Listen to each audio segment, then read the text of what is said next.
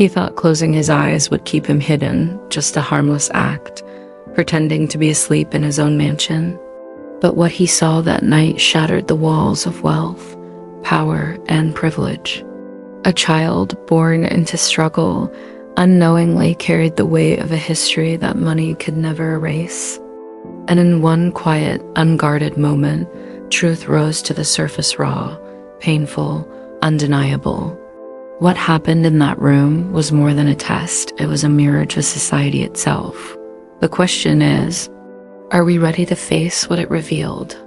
By all appearances, life inside the mansion ran smoothly. The billionaire believed his wealth created order, comfort, and control.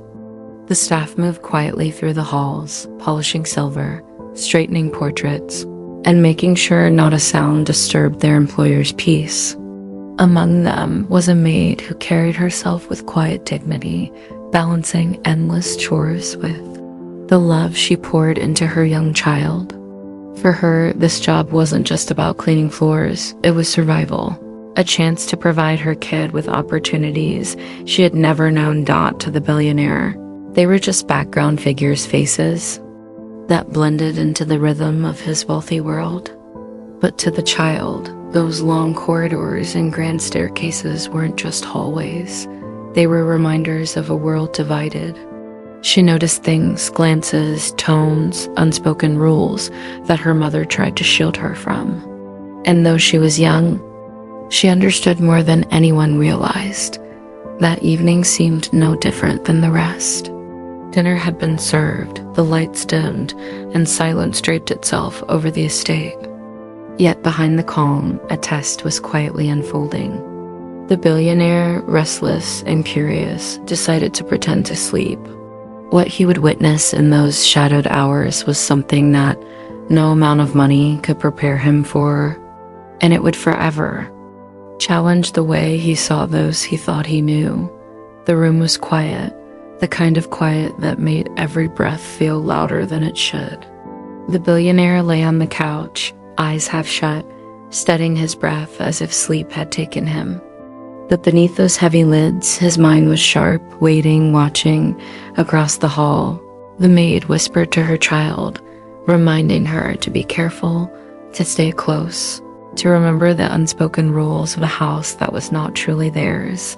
The girl nodded, her eyes wide with both innocence and awareness.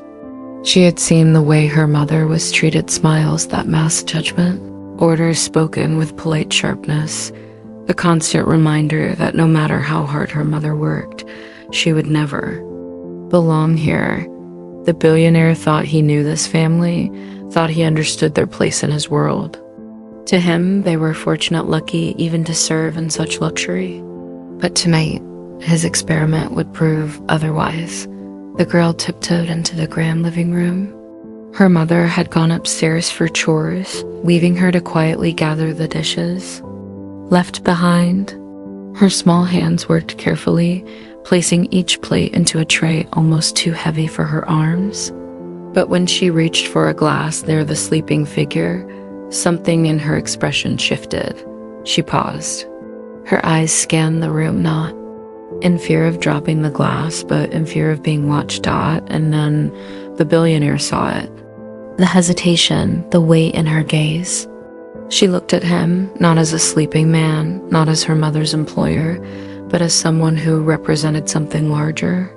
Centuries of being overlooked, judged, mistrusted. Her hands shook, not because of the dishes, but because she knew she was being tested, even if she didn't know how or why. The billionaire's heart quickened. He thought she might steal, might slip something away when she thought no one was watching. That's what he expected, maybe even wanted to confirm the quiet prejudice that lived beneath his wealth. But she didn't steal. She straightened the glasses, wiped the table clean, and carefully carried the tray. Her steps were slow, steady, the kind of carefulness that comes from living in a world where one mistake, one assumption, could define how people saw her forever. Halfway to the kitchen, the tray wobbled. The billionaire's eyes flickered open for a split second. The girl caught herself, studied the load, and whispered under her breath words he couldn't hear. But her expression, tired, determined, burdened, told him more than any words could. For a moment, he felt a pang. Guilt? Shame? He didn't know.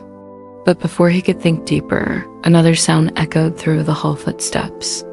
Heavy, deliberate. His eyes darted to the doorway as the maid appeared, her face stern, her eyes filled with both fear and protection. She glanced at her daughter, then at him. The air thickened. Did she know he was awake? Did she suspect his test? The billionaire lay frozen, trapped between revealing himself and keeping up the charade. The maid reached for the tray, her voice soft but firm. Go on, sweetheart. I'll finish here. The girl hesitated, looking back once more. In her eyes, there was something the billionaire had never seen before, a quiet defiance, the kind that comes from generations of being underestimated. And in that moment, he realized the test had only just begun. The silence broke like glass. The maid's daughter froze in the doorway, clutching the tray as though it were a shield. The billionaire shifted ever so slightly, the faintest crack in his disguise. Their eyes locked hers, wide with fear, his narrowed with suspicion. Then it happened. A crystal glass slipped from the tray, crashing onto the marble floor. The sound echoed through the mansion like an alarm. The girl's hands shook, her face pale as she scrambled to pick up the shards. But before she could, the billionaire sat upright. You were going to steal, weren't you? His voice was cold, sharp, slicing through the air like a blade. Maid rushed forward, her body moving instinctively to shield her daughter. No, sir, she wasn't, but he cut her off. Don't lie to me. I saw it in her eyes. The child's chest heaved, tears welling but refusing to fall. She shook her head, whispering, I wasn't. Her voice trembled, but her dignity held. And in that moment, the weight of centuries pressed down. A billionaire accusing a black child not for what she did, but for what he expected her to do. The truth didn't matter. The shards on the floor became more than glass. They became symbols of everything broken, everything fragile about the lives they lived in his shadow. The maid's voice cracked as she pleaded. She's just a child. She's done nothing wrong. But the billionaire's gaze hardened, his wealth and power rising like a wall between them. He leaned forward, his words heavy with judgment. Maybe nothing this time. But it's only a matter of time, isn't it? The girl's lip quivered, her small frame trembling under the weight of suspicion older than her years. And in that terrible silence, it was clear the test was never about her actions.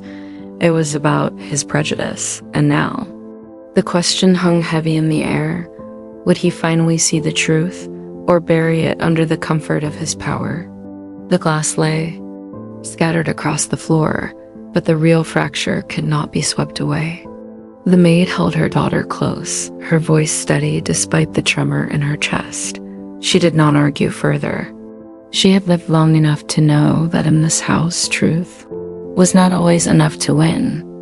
The billionaire sat in silence, staring at the child, unsettled by how much her trembling had revealed not about her guilt, but about his own prejudice. For the girl, that night would never fade.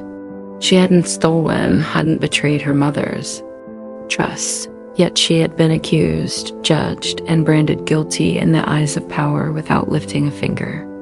It was not the glass that cut her, it was the sharpness of assumption, the sting of being seen not as a child, but as a threat.